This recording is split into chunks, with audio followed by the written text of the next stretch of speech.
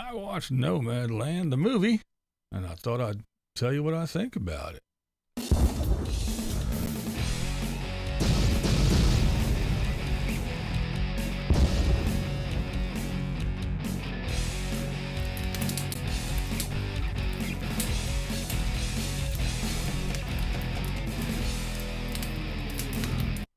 All right, what's up, blind viewers? How is everybody doing? Okay, so I watched Nomadland, the movie.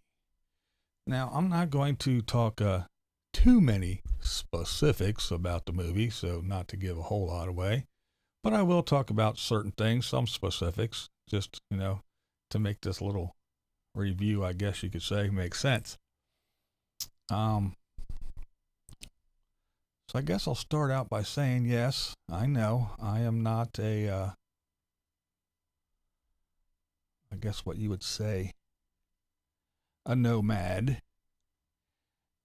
So I don't live the life, but I've been watching everybody for a very long time. And therefore I think I have a kind of a decent grasp on it, So, first of all, it's not a documentary. It is a movie. So there's situations created and everything. It's not like they followed Bob Wells around or anybody or a specific nomad. It is a movie. It is a made-up thing. It's not a documentary. So, for all intents purposes, it starts off. There's a plant closure, and basically the whole town, they just basically lose everything, lose their jobs and everything. So it's a woman, her husband passed, so she buys a van, she drops all her shit off at a storage unit, and she starts her life in a van, simply. She goes to Amazon, she gets a job, she has the RV park that Amazon pays for, so she's staying in there, and she's working in Amazon. Amazon is over. They don't pay for the park anymore. She meets one of these ladies who says she's going to Arizona, the court site, to the RTR, and she should come along. She says no, but then when she finds out how much she has to pay to stay at the RV park, she winds up going to the RTR. That's where everything kind of starts. And it's basically, I'd say, like a year's journey, because it comes full circle around to the end where she goes back to Amazon, back to the RTR, and talks with the Bob. So that's pretty much it in a nutshell. So if you want to watch it, you can go ahead and watch it and see what you think of it. In my humble opinion, it is more about economics and other things than it is about RV life or nomads. I mean, it is about nomads, but it's not just about the nomads. And it's pretty much, they focus in on van life. It's not really the RV life. It's not like running around and, in parks and, dumping your tanks and all that stuff. It's living in a van, the simple life. And there are some, crapping in a bucket moments and all that good stuff, for real. But yeah, it's not really, I don't know, it's kind of an odd movie. It was okay. My opinion is, if you don't know anything about this, like if you don't watch the Nomads, or you're not a nomad and you watch this, you're not really going to understand what it's all about, in my opinion. It does touch on some of the things that we see watching YouTube videos. Making the best of your little space, getting the knock, breaking down, and having the having someone tell you, well, your old high mileage van is only worth about $5,000, and the repairs are going to cost you over $2,000. You might as well just go buy another one, but no, you can't, and all the other crap. So it's kind of interesting. some of that stuff it's on point. Now I know it's not, everybody's not that like that, but the thing that I liked about it is it did show some of that mess instead of just all the YouTubers. Oh, this is the greatest thing since sliced bread. If you live in a house, you're a moron. This is so great. This is awesome. This is so much better than this is carefree. It's cheap. It's easy. You can just roam around and do whatever you want. Yeah, it was nice to see that, yeah, there are people out there that they don't have two pennies to rub together, and they don't make YouTube videos, so they don't beg, and they don't have people throwing money at them. So they are out there scraping by, and they're not living the high life. They're living in some vans and shitting in buckets because they have to. So that part of it was nice, but it kind of stayed there. It didn't really go anywhere else because, as we know, it's not all like that. There is some people that out there that live in RVs that cost more than my house, and they're living better than I am too. So yeah, for it to just kind of, focus in on that. But it's a movie. Again, it wasn't a documentary. It's not about nomad life per se. It's a movie. It was kind of cool because they had the meeting people, and it wasn't just meeting other van dwellers and RVers, like at the RTR stuff. It was meeting drifters and other people, and not that they showed the slabs or anything, but it was kind of like, meeting some kind of like slab type people. It did show the community side of the RV and nomad life. How if you needed something, someone would help you out, and you'd trade, a sandwich for a drink, or you'd, I'm not using this anymore. Do you want it? And I need this shit to go. And, so it did show that stuff. So it was kind of cool. There was not that it was, but it was, to me, when I watched it, it was a Becky moment where there was, someone that was loved and revered by the little, community who had medical issues and went away to pass. And then her passing was celebrated and mourned and stuff. So that was kind of, to me, watching everybody, it was like a Becky moment, if you guys know what I mean. I did, maybe besides seeing the Bob, we saw Aja. Well, I didn't see Aja, but I did see Panda, the old black RV with the with the solar panels all around the side and everything. You did get a glimpse of that when the star of the movie was walking down the path, and a whole bunch of people, the tribe, everybody was leaving. You saw Panda roll by, and it was Panda. It was the old black beat up Panda with like I said, with the solar panels all over the side and stuff. So that was kind of cool to see. The one thing I do want to touch upon is that watching this, it didn't change my perception or my thoughts of the Bob at all. There's a part early on in the movie where, our main person goes up to the RTR, and she's at one of the seminars, the Bob talks, and Bob is talking about, we all embrace the tyranny of the dollar, and we do this, and we just go to work, and it's all about the dollar. Well, guess what? Listen here.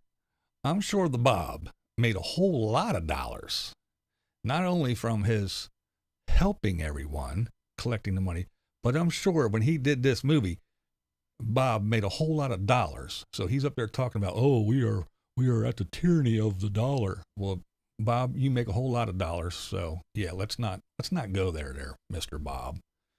So watching him in this movie didn't change my opinion one bit of the Bob. And not to say that he doesn't help people, but he doesn't help people for free. And we all know any YouTuber out here that happened to get Bob in their viewfinder when they were making videos, he does not like that. No one films Bob unless Bob makes money. So I'm sure for the Bob to be in this movie, he was at the tyranny of the dollar. I'm sure he made plenty of them dollars. But basically, like I said, it kind of went full circle. Amazon, the RTR, and then the whole way around back to Amazon, and then the next year's RTR. And I guess if you want to wrap it up, what I got out of it was, no matter what you do, where you go, you can jump in your van, you can drive as far as you want to, as far as you can. You can go out in the middle of the desert with no one else around, but you can't escape life and all that comes with it.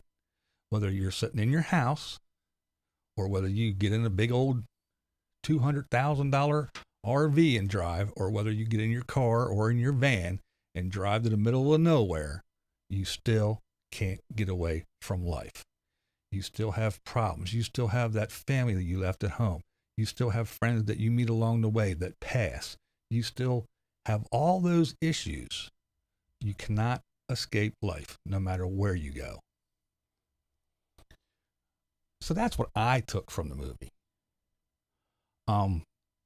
The other thing that I found kind of interesting the way they showed was how, I guess, if this life, if it grabs you, it does. If it doesn't, it doesn't. In other words, she was thrown into that situation and then embraced it. And it was like,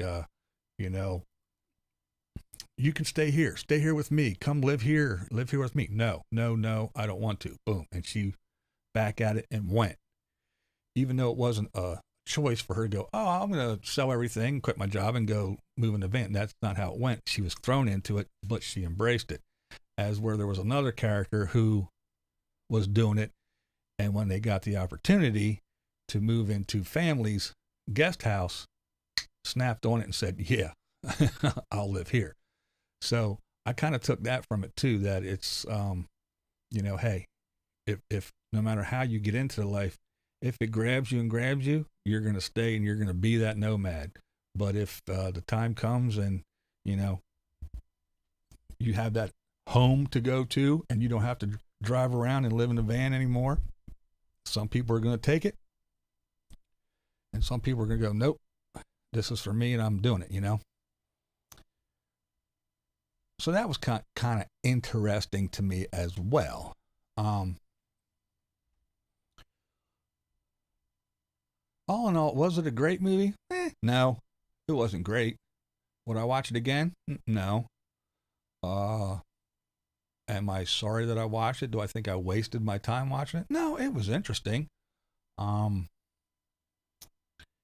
me, it was kind of like watching a really long YouTube video. It was a lot of, sitting in the van, driving in the van, going here, sitting around in a group, meeting other people, interactions with other van dwellers, talking to the Bob, learning all about the Bob and his ways. Seeing the inside of the van, and sleeping and having somebody, peeking in and knocking on the door, say you can't sleep here, and, little treks through here, walking through there and doing this. Went through the jobs too while living on the road, went through the Amazon, the camp host, the sugar beet harvest. And that's another thing that, again, I know I'm not a nomad, but if you don't watch YouTube videos, you don't follow these people, or you're not in the life, they didn't show enough about it. I guess they had, it's a movie, so they got to cut it down. But they didn't show enough about it. So if you're watching this and you don't know anything about this, and you're like, sugar beet harvest, what the hell is this? And why do they do it? It's really not going to make sense. So the movie is really targeted. So its audience is going to be small, unless there's people that just out of curiosity watch it, but they're really not going to grasp it, and it's not going to get the point across.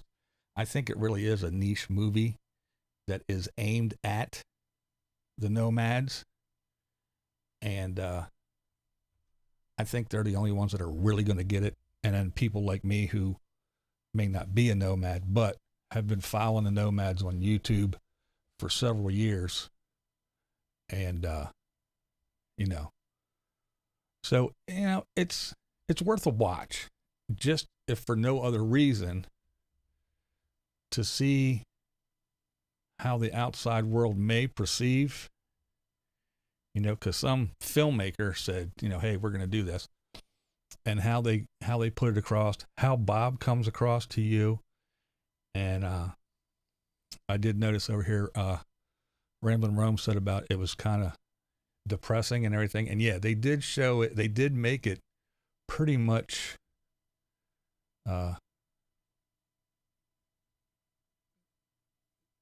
they showed that yeah, they kind of stuck with it's kind of sad and depressing.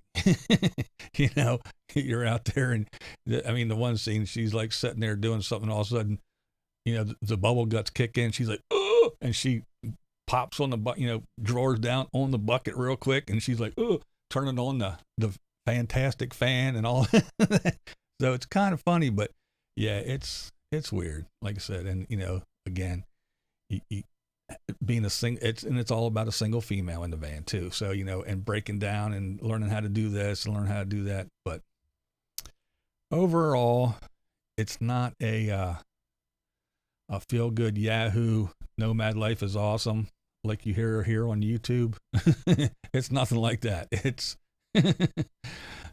my life turned to shit. I was forced to live in a van, and this is the gloom and doom, and this is how I found the Bob, and this is what I did, and this is how I struggled to get from here to here to here. I got to do the sugar beet harvest. I got to be a camp host. I got to work in a restaurant. I got to work at Amazon. I got to do this. So yeah, it's not about the nomads with the cameras making YouTube videos going, get me money. I love this life, and you need to make sure that I can still keep loving it. And it's not that. It's the real people that that don't have those two nickels rubbed together unless they get off their ass and go find a job. So there you go. That is my review, critique, my thoughts, however you want to put it. I sat down, I watched the movie, and I just wanted to share what I thought with you guys, and just give you my 2 cents. So there you go. Thanks for checking this out. I do appreciate it, and that's what I thought of that movie. And this is Blind Views, and that's the way I see it. Now, let's go over to the chat. All right, guys. I didn't want to talk to you too much. I didn't want to get off track. I wanted to stay on track and keep this focused. So now I'll come over here and talk to y'all. Say hello, everybody. So yeah, it was an interesting movie. I don't know if anybody saw it yet or is planning on watching it, but or how many of you even were here long enough to hear what I said, but that was my take on it. It was quite interesting.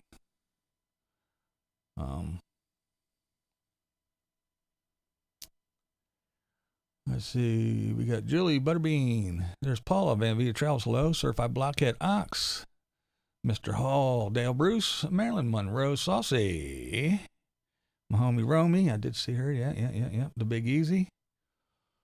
So, Rome, you did see it then, I take it. You were making some comments. I kind of glanced over and noticed you saying some things. So yeah, it was worth a watch, I guess. I will say something funny, a little off topic. I watched some parts twice. It just didn't keep my attention. Yeah, it was kind of, and that's kind of why I said, Gypsy, that's kind of like why I said it's like watching a very, very long YouTube video. If you watch a bunch of these videos, you can almost take chunks of different people's videos out and just kind of stick them together the right way, and you'd have that movie, really.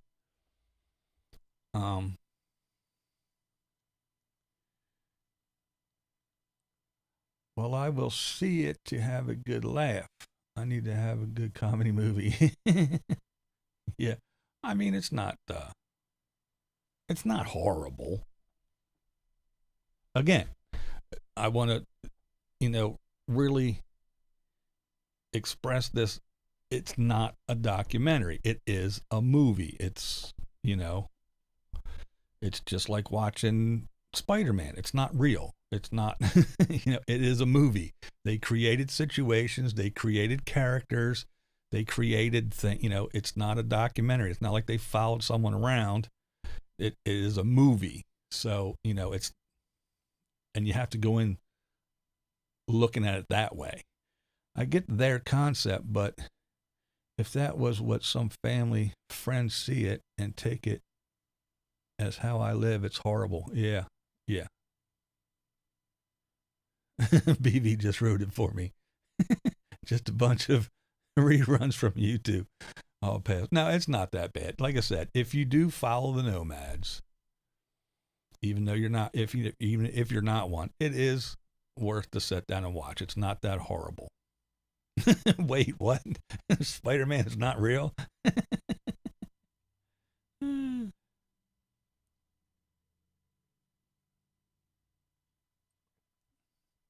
Camo Dave just posted his review of the movie. Oh, really?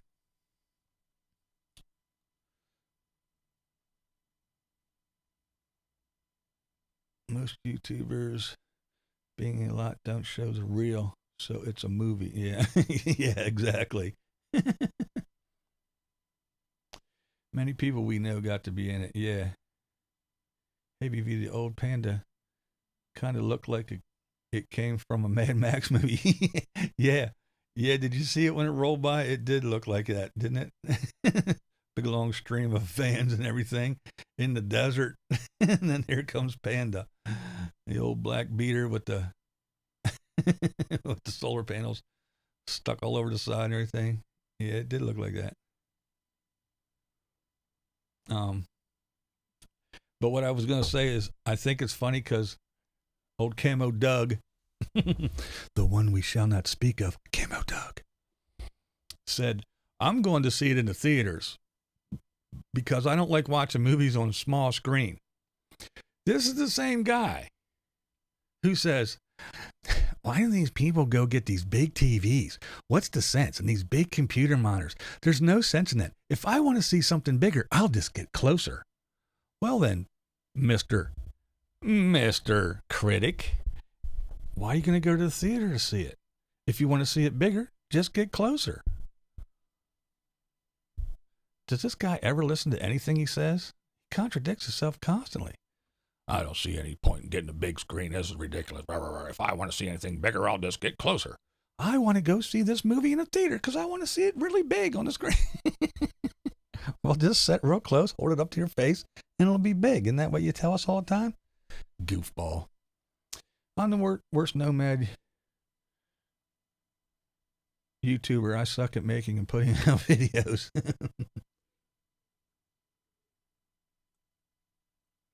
I live in an RV and it's not that easy. More goes wrong faster than a sticks and bricks. Yeah, they're not built that well. He's an idiot. He would have been beat up on my school bus.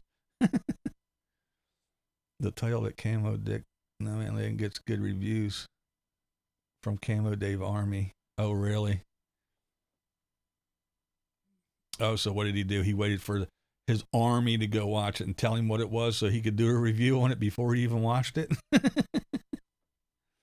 That's all right. I watched it.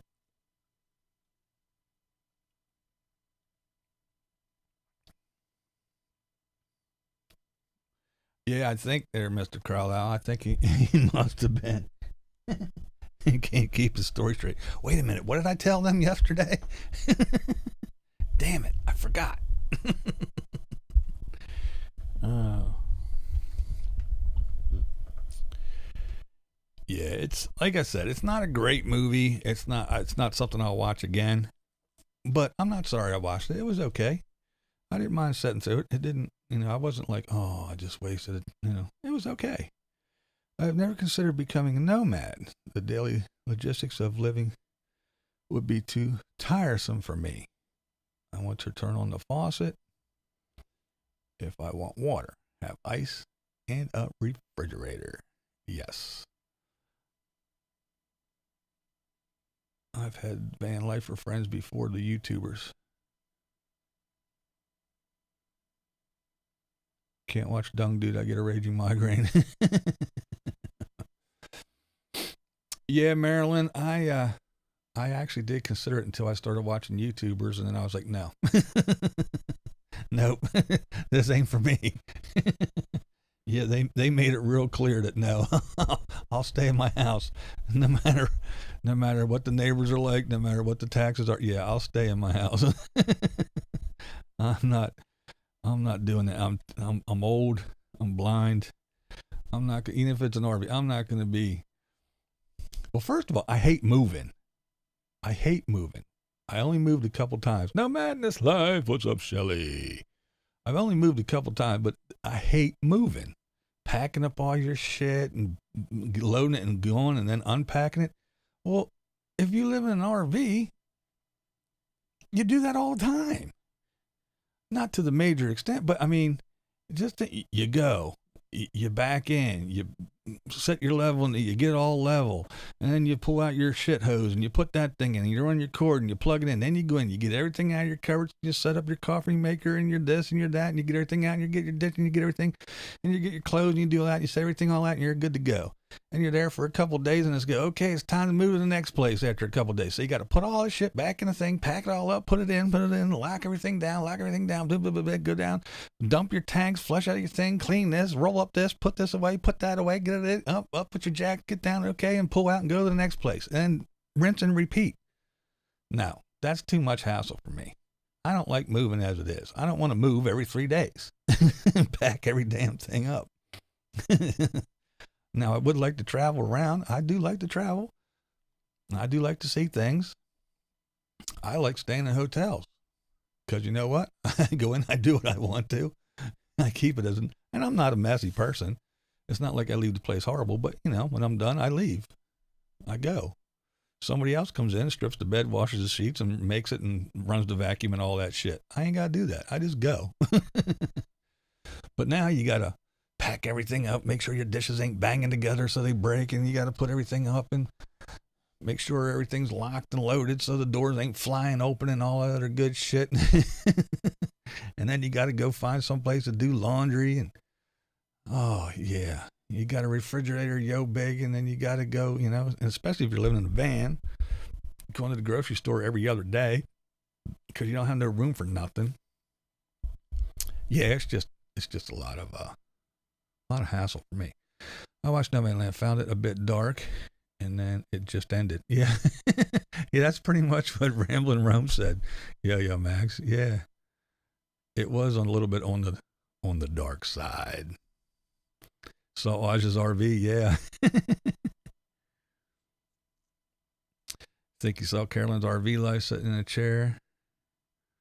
Yeah, there was there was what's her name?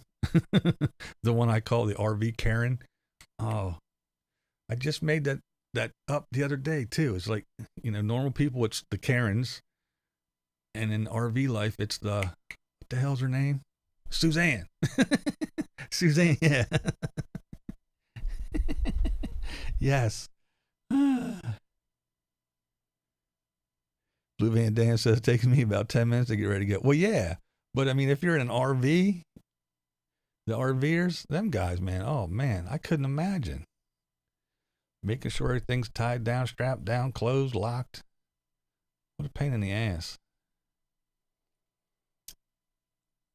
And yeah, I know there's upsides. You get to go wherever you want and go. But then again, it's a different time now too. It's a way different time. If you want to actually, Lori's RV life. Hello. Lady Redskins. Hello, Linda.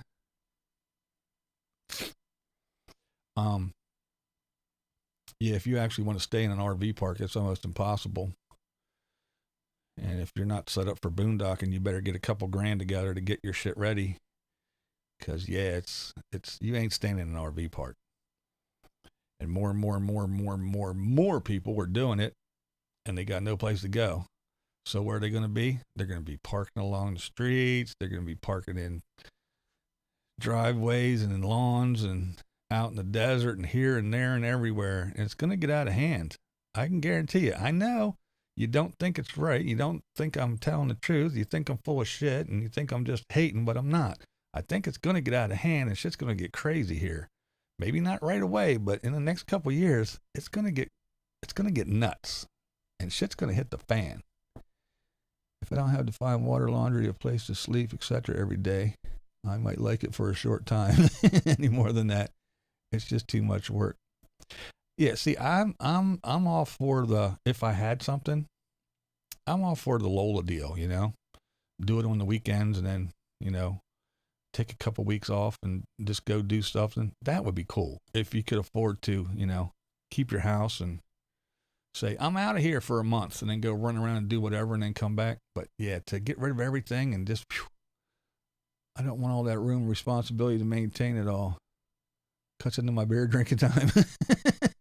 There you go. I ain't got time to be pushing the broom. I got to drink a beer. Priorities, Dan. That's why I always like about it. You got your priorities straight.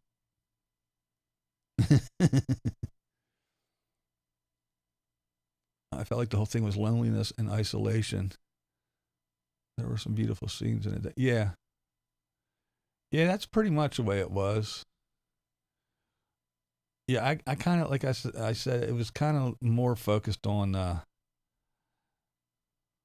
economics, in my opinion. It really wasn't about being a nomad. It was more about you work your whole life, and at the end of it, you can still wind up having nothing. You get sick, and boom, there it goes. That hospital bill, even if you do have shitty insurance, those hospital bills take everything you own away from you, and you're done. You can't, your house is gone, everything, you're shit. Or you work all your life, and all of a sudden something happens in your little town, like around here, the steel towns. The steel mill shuts down. The whole town's dead now. All kinds of people out of jobs, and they got nothing. And no one's there. Or you work your whole life and you get close to retirement, your spouse dies or whatever, and then they roll up and they say, well, yeah, Social Security, we'll give you $500 a month, and you're supposed to live on that. And I think that's kind of more of the feel of the movie, and that it drives people to this, and some people stay with it and go, and some people, as soon as they get that chance where a family member or somebody or friend says, hey, I got a guest house, you want to stay here? It's real cheap, and they say, yeah, and take it, and others go, even though they have that opportunity, they go, nope, I'm staying on the road. I think it's more of that. That's what I gathered from it anyway. It's definitely not a nomad movie, in my opinion. Like I said, that's what I got of it anyway.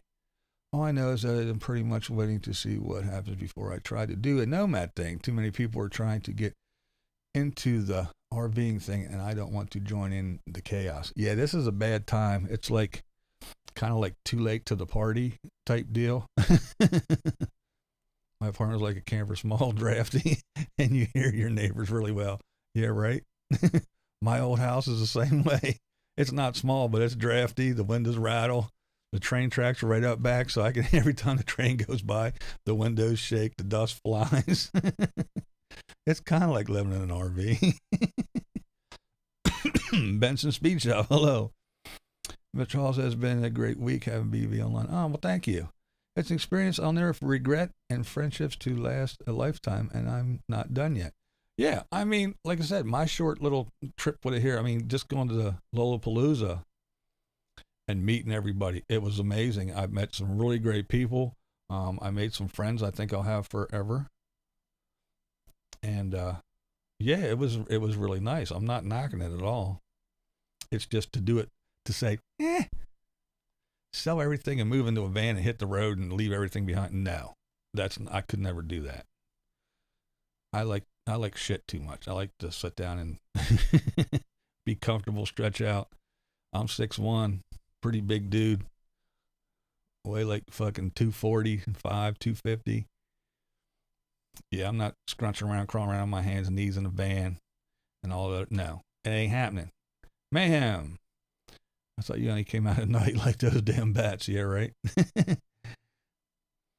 Me and my family were camping in a state park a few years ago, and a lady came by and wanted to know where we got our tent. She said she was homeless, but she could live in a tent like ours. Wow.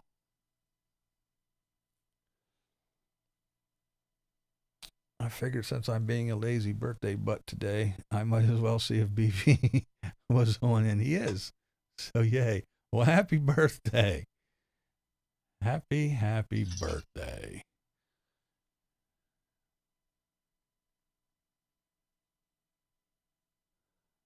I do too. That's why I'm doing both van and roomstead. Yeah, that's the way to do it, really. I just couldn't afford, I could never afford to keep this place, pay all the bills and keep it going, and have something to go roaming around and then being out there spending money to just to live, you know, like example, buying food, doing laundry, paying for gas to travel all over hell and pay the bills for this place. Yeah, there's no way for me to swing that shit. And I'm too old and blind to work the sugar beet harvest. That shit ain't happening. They wouldn't hire my blind ass anyway.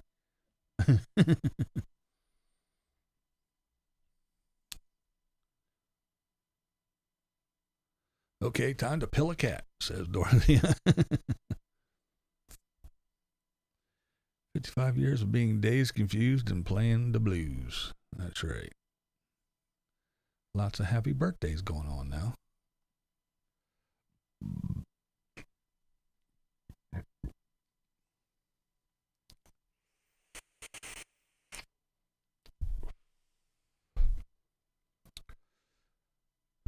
So far the consensus here, no madness life, beer money honey.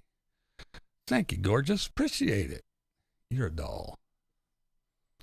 So it looks like the consensus of the folks on here that have seen it is all pretty much the same. It's kind of dark and dark and dreary and makes the nomad van life anyway sound pretty sad and lonely.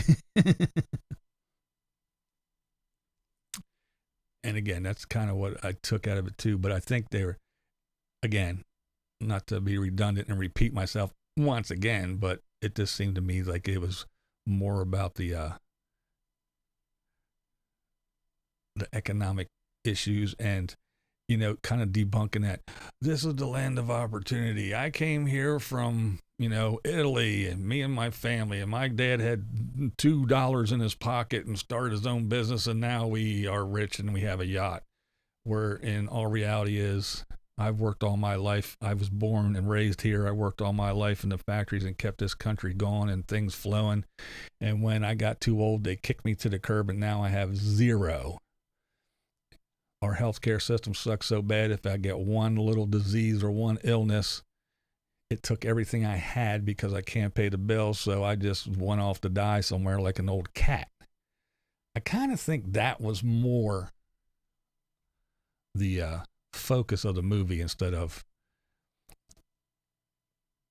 sell everything and be a nomad and roam the world and be happy and free. I think it was more about, yeah, it really does suck sometimes. I had no idea that Bob had lost a child to suicide. Yeah, I didn't either. And as I was watching, I was still thinking, this isn't a documentary. This is a movie. Is that true, or is that just part of the story? Again, I don't know. Is that Bob's life, or was that a script? Were there lines that he was handed? I'm sure somebody on here really does know if that's true or not. But again, I didn't know. To me, I was watching a movie. I didn't take that as bare facts. Again, not a documentary. It was a movie. So it could have been just lines in a script that he was reading and acting. I don't know. But it definitely was. It did play in well with the feel and the flow of the movie. No, I didn't see the Vlogger Puppets. I don't watch him anymore.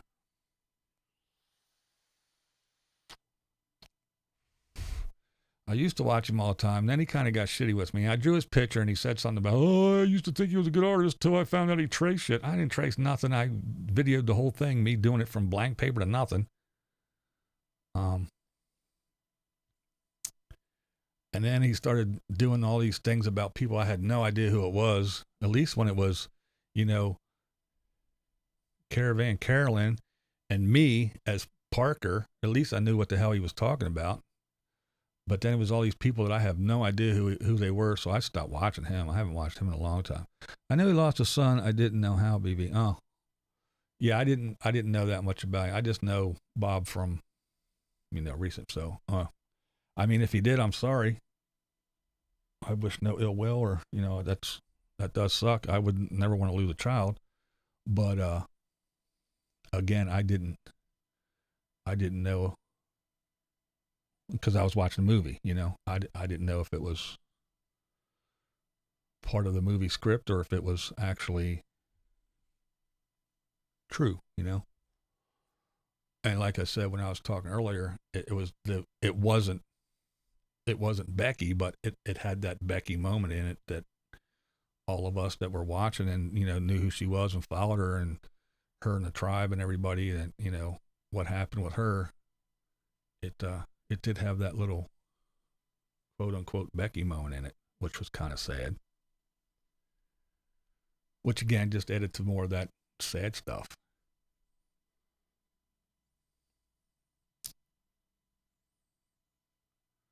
Is Nomadland any good at all, or is it sucky? It's okay. I mean, if you want to go back, I just went through the whole thing and gave my critique and review. I don't want to go through it all again, but if when you're done here you want to get off and rewatch it. But yeah, it's okay.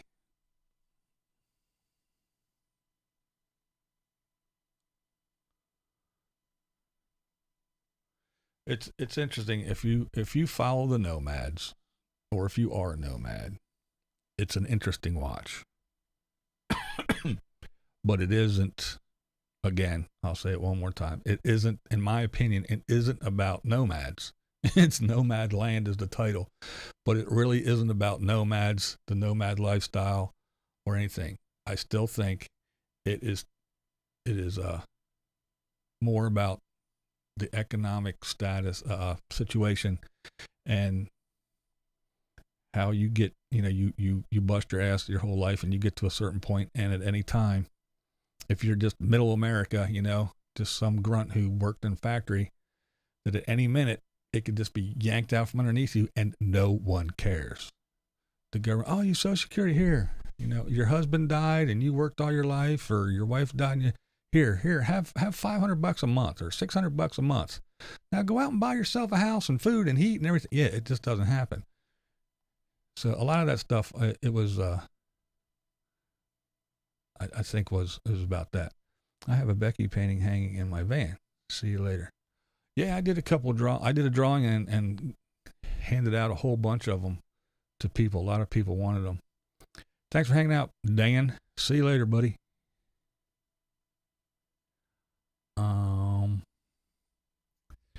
But yeah, it was okay. Like I said, I wouldn't watch it again. I'm not sorry that I watched it, but yeah, it was okay. It was interesting. There's Line Screw. What's up? Am I too late to be in the Nomadland movie? Yeah, a little bit late.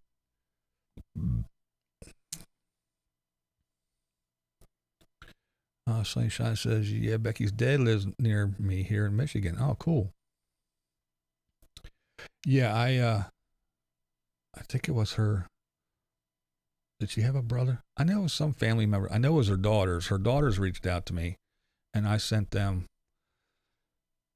I think it was 4 or 5 of the drawings that I did of her and sent them out. They all wanted them. And yeah, I know it was daughters and a brother, or maybe it was a father. I don't know. But there was a few family members all involved, and they reached out and said, hey, we'll pay you. I was like, I don't want money. Just, you give me like $4 to ship them all to you, and there you go. I put a stack of them in there and sent them all out. They all had one. I actually sent them, the daughters, I sent them the original and a bunch of copies, and I kept a copy. Let's see. Back later. Funny, I've learned to nomad on under $1,000 a year.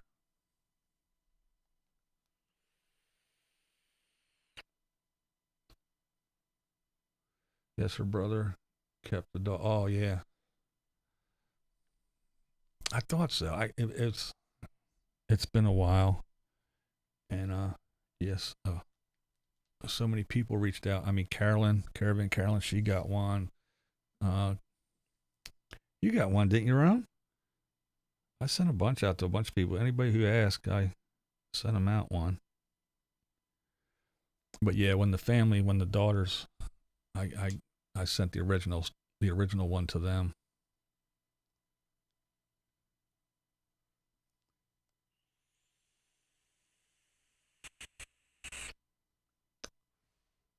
Arctic wind warnings and advisory: do not go outside due to frostbite. Damn. Yeah, if ice not snowing here too, Maryland. Sidewalks in the streets are all clear. I didn't clean off the car either. All the snow and shit melted off the car. Doesn't even look like it even snowed if you look at the car. Few people have their noses out of joint that they were not profiled in the movie. Oh, really? Well, it really wasn't a been. Again, it really wasn't a Nomad movie, in my opinion. Has anybody heard about Creativity RV Robin? No. Is there something happened to her? I know I haven't seen a video in a while. Probably the daughters. Yeah, the daughters are the ones I sent the original to. Bernie. Oh, shame on me. I'm getting his name wrong. Hank. You never got one. Oh, really? Did you ask for one?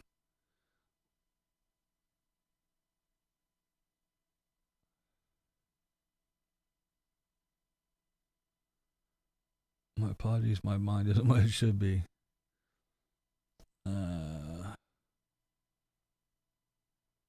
Was it Easy Rider meets Spinal Tap? No. Does anyone know if she is okay? Yeah, I don't know. I haven't. I usually watch her videos when she posts. I haven't seen her post anything in a little bit. But then again, she's not one to post regularly. She doesn't post like every day or anything. So yeah. Yes, in a live stream I did a long time ago. Oh, I'm sorry, Saucy.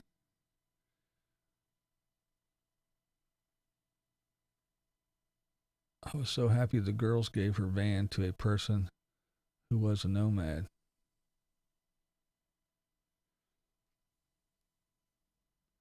I didn't want to bug you about it. Yeah, I think I still have one or two. If not, I can make copies because I do have a copy. Like I said, I took the original, I made a bunch of copies, and I gave the original to the daughters. They could fight over which one got it or where they put it, but yeah. And then everybody else that asked, like Carolyn and other people, they all got a copy, and I kept a copy.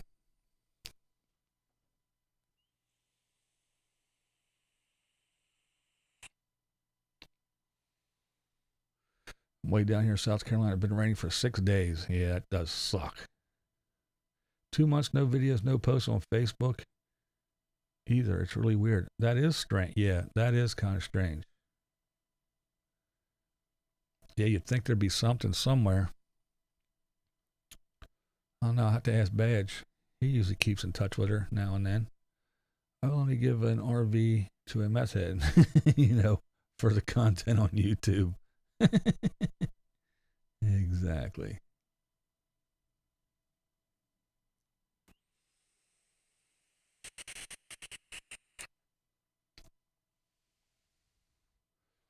No, I didn't know that either, Rome.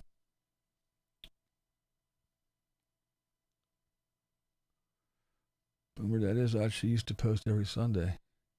Yeah, and to not post on Facebook or anything anywhere, that is kind of odd. Thank goodness for BlindViews and alcohol. Becky and I talk quite a bit since my mother lost her battle with breast cancer awareness.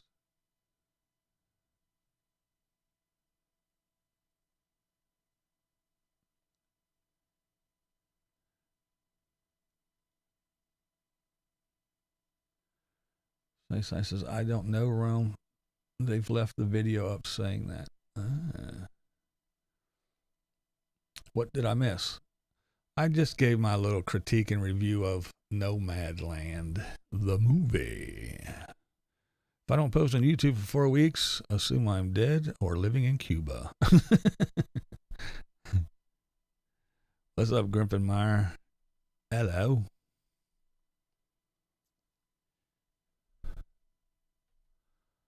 Oh, my. Let's see. Oh, man, we're coming up on an hour already.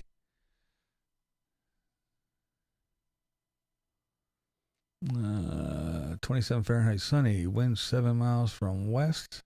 And Saucy says it's too cold to make a little snowman on her deck.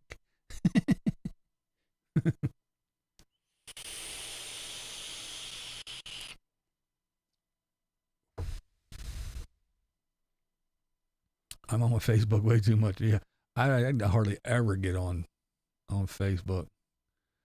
Facebook and Twitter. Since Larry King is now gone, BlindViews is all we got now. That's right. Larry King and Rush.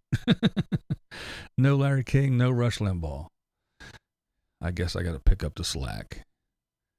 Unless you want to go over and watch the one we do not speak of, Camo Doug. He's out doing you know what with you know who, you know when. So how much is Hulu? Is it pay-per-view or what? I know.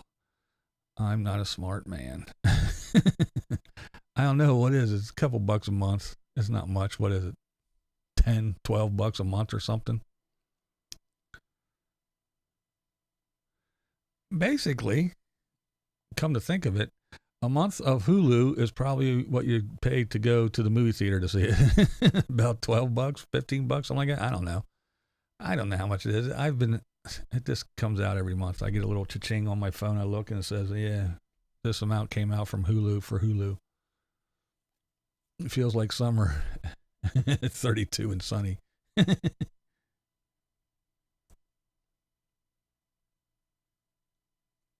Yes, both are useless. Facebook and Twitter. Just ugh. YouTube's crazy enough.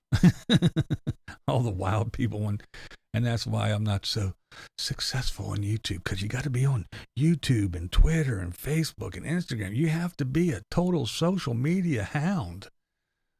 And I can't be bothered. I don't have the desire nor the time or energy to be on every damn thing. Screw that. I don't care. It's not that important to me. It's free for first month and cancel. There you go. That's even a better deal. I don't know. I get it free through Spotify. Heat spell here, 27 degrees in Michigan. I don't know what it is here. I got so many subscriptions, I could support an entire family in India for what I'm paying now. It says, let's see. Let me refresh, make sure it's up to date. Oh, we are having a heat wave for real here. 37. 37 degrees. Man, oh man. Mayhem says, hey, Line Screw, my birthday's coming up. Hulu would make a nice gift. Like you ever wanted all that. You're right. I didn't want all that. I really use Facebook and Instagram. I get on Instagram once in a while to check everybody's stuff. The only time I do anything on Instagram is when I draw or paint something. I'll take a picture of it and post it, because I don't do anything with my phone. And Instagram is one of them things that you can't do anything on your computer. It's all on your phone. If you're not, you have to use the phone or it doesn't work. So I don't do it. I recently quit Twitter. They warned me that I'd lose all my non-existent content. Seems the weather caught up to me. It's raining and 76. Oh dear. Molly, hey.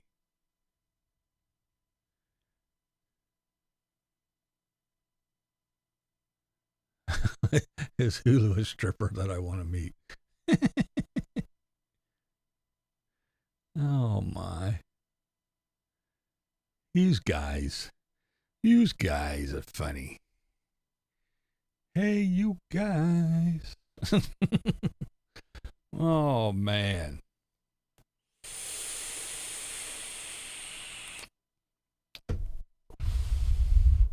So what we got? Friday, 5:00. Yeah, that's rolling up on dinner time here on the East Coast. I should think about finding something to eat. Alcohol level is rising. Can hardly type. All right, I'm not going to drag this out. I've been on here long enough. I just wanted to get on here and give my 2 cents and tell everyone what I think about the Nomadland movie. And, you know, as always, you don't really have to agree with me. But I'm going to tell you what I think anywho.